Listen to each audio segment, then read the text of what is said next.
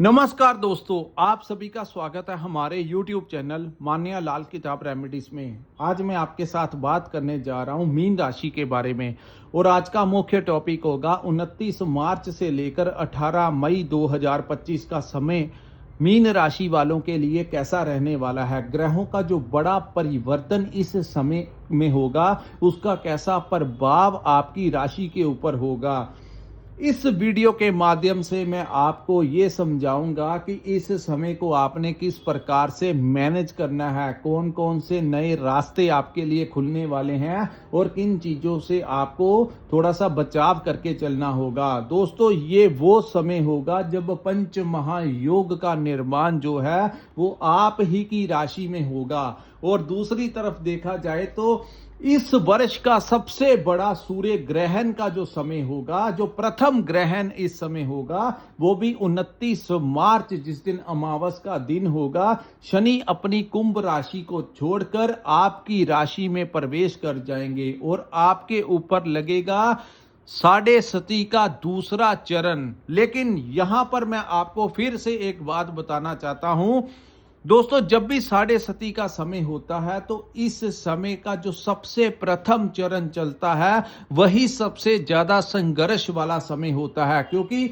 शनि की ये जो दृष्टियां होती हैं ये 3 भागों में बांटी होती हैं। सबसे पहला जब चक्कर आता है साढ़े सती का, जब प्रथम प्रभाव होता है तो 28 वर्ष का वो समय हमारे सर का हिस्से के ऊपर होता है। इसीलिए हमारी लाइफ में तरह तरह की परेशानियों का सामना करना पड़ता है। कुछ लोगों को डिप्रेशन का भी, जिनकी जन्म कुंडली में चंद्रमा की अवस्था बहुत ज्यादा नीच की या कमजोर अवस्था में होते हैं, तो ऐसे जातक जो होते हैं इनसे ये प्रभाव झेला नहीं जाता। तो ये बहुत ज्यादा परेशान वो लोग होते हैं जिनका चंद्रमा ही पीड़ित होता है। लेकिन यहां पर दोस्तों, आपने पिछले 28 वर्ष से साढ़े सती का जो प्रथम चरण था उसमें सिर्फ उन्हीं रोगों के लिए ठीक था जिनके ऊपर किसी अच्छे ग्रह की महादशा या अंतरदशा चल रही थी। लेकिन ज्यादातर केसों में देखा गया कि मीन राशि के जातकों के ऊपर बहुत सारा संघर्ष का सामना जो था इसी साढ़े सती के प्रथम चरण में किया। आपको अपने ही लोगों ने आपको रुला दिया, कोई दोस्त मित्र आपका काम नहीं आया। यहां तक कि आपके जो कुछ भाई बंधु भी थे जो आपके अच्छे समय में मीन राशि वालों के जातकों के साथ थे, उन्होंने भी, उनमें से बहुत ही रेयर कोई किसी ने अच्छे कर्म किए होंगे कि किसी ने आपका स्टैंड ले लिया। लेकिन जब भी ऐसा समय होता है तो कहते हैं अपना ही खून जो होता है वो सफेद हो जाता है। लेकिन अगर दूसरी तरफ देखा जाए तो आपकी जिंदगी में बहुत सारी चीजें जो थी वो क्लियर हो गई। जो भ्रम आपको अपने दोस्तों मित्रों या अपने रिश्तेदारों के साथ था, इन चीजों से शनि महाराज ने आपको एक बात सिखाई कि सेल्फ डिपेंडेंट होकर ही जिंदगी में आगे बढ़ना है। कोई आपकी एक बार मदद कर सकता है, 2 बार मदद कर सकता है, लेकिन ज्यादातर कोई किसी की ज्यादा देर तक मदद नहीं करता जब तक आप अपनी मदद स्वयं नहीं करते। यानी कि आपको ही अपने कर्मों का हिसाब देना होगा, आपको ही अपने कर्म करने होंगे। ये कर्म भूमि है। आपका परफॉर्मेंस कैसा है ये आपके ऊपर, आपके बर्थ चार्ट के ऊपर, आपके कर्मों के ऊपर निर्भर करता है। तो यहां पर जो संघर्ष का जो मेन पीरियड था वो निकल गया दोस्तों। अब जो चरण होगा ये द्वितीय चरण होगा। हालांकि थोड़ा सा संघर्ष होगा लेकिन उतना नहीं जो आपने 28 वर्षों में पिछले झेला है। आइए आपको बताता हूं कि ये जो समय है 29 मार्च से 18 मई तक, ये समय मीन राशि वालों के लिए कैसा रहने वाला है। दोस्तों, 29 मार्च को आपकी राशि में सूर्य को भी ग्रहण लग जाएगा और ये ग्रहण जो है इसका प्रभाव पूरे ब्रह्मांड में देखने को मिलेगा। सरकार, बड़ी पॉलिटिकल पार्टियां, कोई नया सिस्टम लॉन्च हो सकता है, कहीं पर उतार चढ़ाव देखने को मिल सकता है, लड़ाई झगड़ा विश्व भर में कहीं ना कहीं कुछ ऐसे 2 देश जिनकी आपस में नहीं बनती वो एक दूसरे के ऊपर हमला वगैरह कर सकते हैं। तो ऐसी न्यूज़ जो है आप लोगों को सुनने को मिलेगी। तो ऐसी अवस्थाएं जहां पर पूरे विश्व को, पूरे ब्रह्मांड को प्रभावित करेंगी, वहां पर मीन राशि वालों के लिए ये टाइम कैसा रहने वाला है। और पंच महायोग का निर्माण भी मीन राशि में होगा, इसको भी हम दरकिनारे नहीं कर सकते।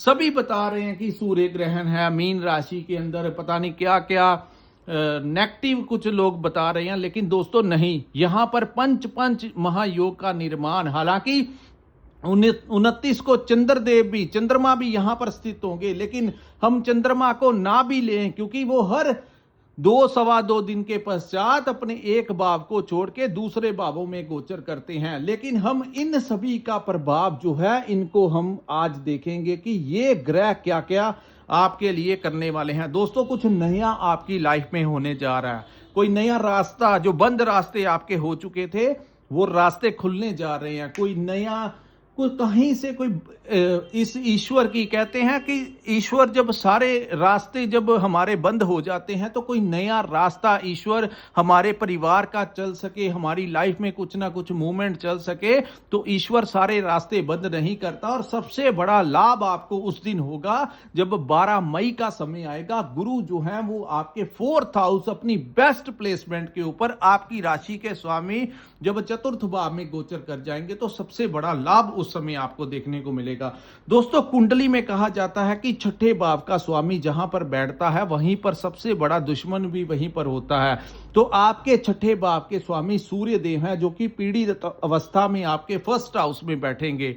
यहां पर आपको क्या ध्यान देना है इस समय खास करके, कि अपने से कोई बड़ा डिसीजन नहीं ले लेना। हाँ, अगर आप कोई व्यापार करते हैं, उसमें आप कुछ इन्वेस्ट कर रहे हैं, जो पुराना चल रहा है उसको, उसमें आप थोड़ा बहुत कर सकते हैं, लेकिन कुछ अचानक से कोई बहुत बड़ा स्टेप ले लेना, कहीं से लोन लेकर कोई नई जगह के ऊपर इन्वेस्ट करने के लिए, ये समय उचित नहीं होगा। और वहीं आप लोगों को, अगर आप नौकरी कहीं पर आप स्विचिंग करने का प्लान कर रहे हैं तो तब तक आप मत करना जब तक आपको दूसरी जगह से ऑफिशियली लेटर नहीं मिल जाता, यानी कि आपका दूसरी जगह के ऊपर ज्वाइनिंग नहीं हो जाता। हालांकि यहां पर सर्कमस्टेंसेस ऐसे बनेंगे क्योंकि राहु जो है वो कुंभ राशि में प्रवेश कर जाएंगे मई के महीने में, तो जाने से पहले राहु अपना असर देना शुरू कर देंगे। तो आपकी जो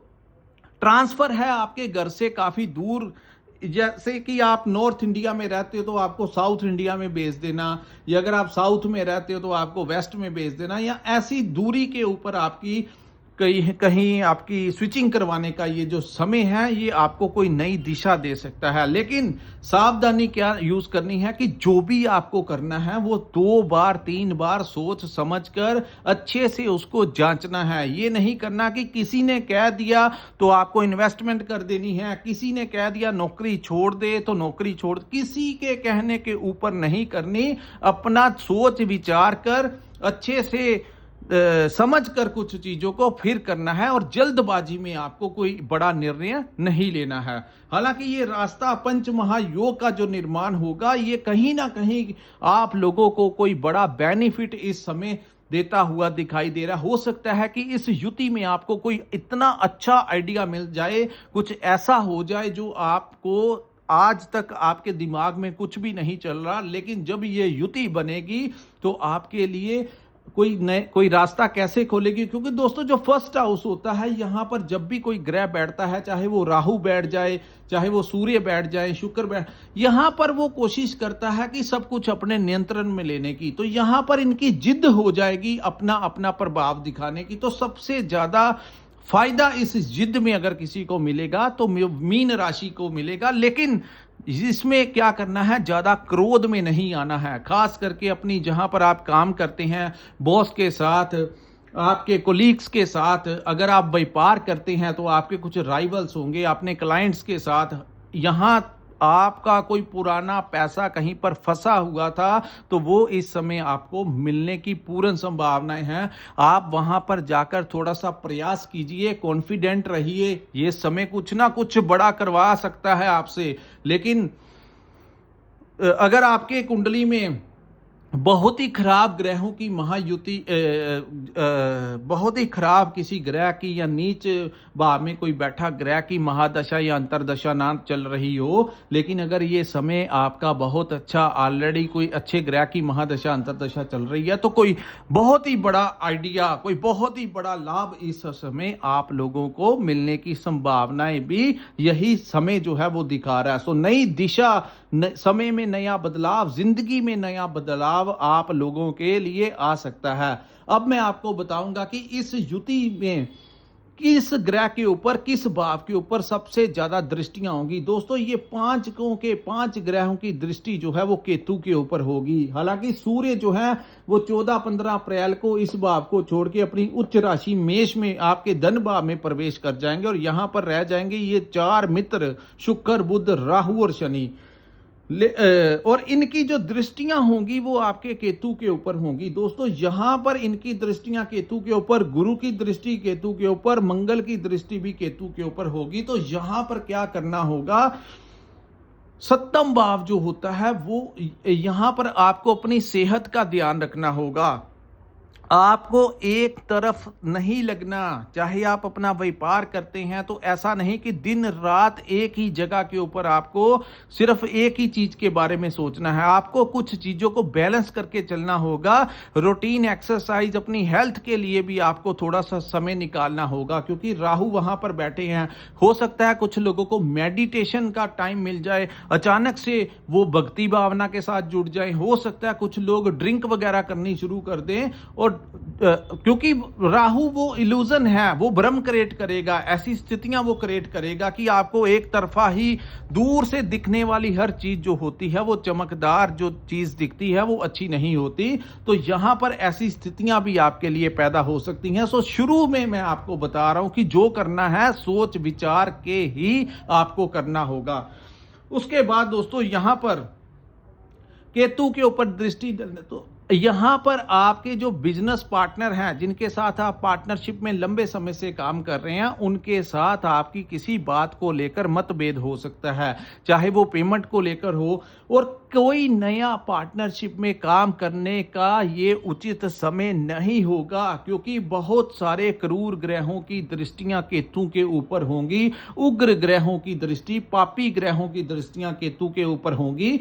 तो यहां पर कोई आपको कह दे, किसी के कहने के ऊपर कोई लालच में आकर कहीं पर बड़ा इन्वेस्ट कर दिया, तो वहां पर आपका पैसा खराब हो सकता है। तो किसी चमकदार चीज की तरफ आकर्षित होने का ये उत्तम समय नहीं होगा। अगर आप किसी चमकदार चीज के पीछे जाएं तो देख लेना वो आगे चलकर भ्रम की स्थितियां ही ना हो। सोच विचार कर ही आपको आगे बढ़ना होगा, एक्सपीरियंस के साथ आपको आगे बढ़ना होगा। कोई नया काम शुरू करना है, किसी के साथ मिलके करना है, भाई के साथ मिलना है, पति पत्नी में आपस में कोई फर्म करवाना है, कोई भी पार्टनरशिप में काम करना है, किसी मित्र के साथ करना है, तो यहाँ पर कोई बड़ा मेजर इन्वेस्टमेंट नहीं करना। अगर आप दोनों लंबे समय से कोई काम कर रहे हो तो उसी काम में आप थोड़ा थोड़ा इन्वेस्ट जो है वो कर सकते हैं। लेकिन अचानक से कोई नया किसी के साथ पार्टनरशिप में काम करके अपना भी पैसा लगाना, दूसरे का भी पैसा लगाना और एकदम से इन्वेस्ट कर देना आपके लिए हितकर नहीं होगा। दूसरा, पति पत्नी में विवाद की स्थितियां उत्पन्न हो सकती हैं। हो सकता है क्योंकि केतु के ऊपर मंगल की क्रूर दृष्टि भी होगी, सूर्य की भी होगी। तो यहां पर आपको यह सावधान रहना है कि एक तो अपने पार्टनर की हेल्थ का ध्यान रखना है, दूसरा उनके साथ किसी भी तरीके से व्यापारिक पैसों की डीलिंग को लेकर, बिजनेस में अगर आप हस्बैंड वाइफ भी पार्टनरशिप में कोई काम कर रहे हैं तो वहां पर भी 1.5 महीने के लिए आपको थोड़ा सतर्क रहना होगा। कोई मेजर इन्वेस्टमेंट नहीं करनी, कोई नया दिशा में नहीं जाना है, संभल कर ही चलना होगा। और यहाँ पर आपस में आपका मन मुटाव भी करवा सकते हैं, बहस इतनी बढ़वा सकते हैं कि आपका रिलेशन जो है वो खराब होने तक की नौबत आ सकती है। तो इन चीजों से आपको सावधान रहना होगा। हो सकता है कि आपको ऐसा महसूस करवा दे ये समय कि आपके पार्टनर का आपको बिल्कुल भी सपोर्ट नहीं मिल रहा और कुछ ना कुछ उनको लेकर आपके दिमाग में डाउट जो है वो करवा सकता है, जिससे आपका रिश्ता जो है वो बिगड़ सकता है। कुछ चीजों को आपको इस स्थितियों में कंट्रोल करके चलना होगा। अगर आपने इस समय में उनके साथ कोई वाद विवाद की स्थितियां पैदा की या उनकी छोटी छोटी बातों को लेकर झगड़ा विवाद अपशब्द कहने की कोशिश की, तो वो चीजें जो होंगी वो एक्शन का रिएक्शन क्रिएट कर देंगी और छोटी बातें भी राई का पहाड़ बनने में समय नहीं लगाएंगी। तो इन चीजों से आपको बचाव करके चलना होगा। वैसे कुछ लोगों को नई स्विचिंग करने का ऑफर आ सकता है, फिर मैं कहता हूं क्योंकि स्थान परिवर्तन होगा आपका 1 महीने के पश्चात।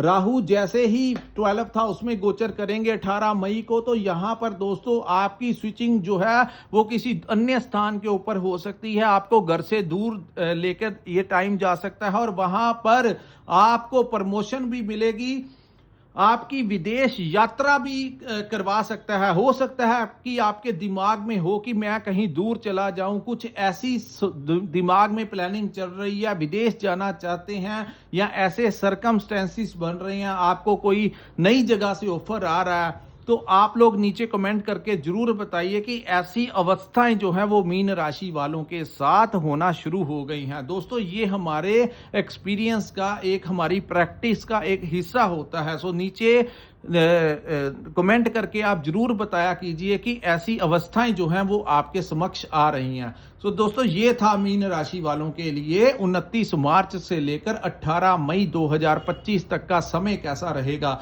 अगर ये वीडियो आपको अच्छा लगा हो तो कृपया इस वीडियो को लाइक कीजिए, हमारे चैनल को सब्सक्राइब कीजिए और नीचे कमेंट सेक्शन में कमेंट करके जरूर बताइए कि आपको ये वीडियो कैसा लगा।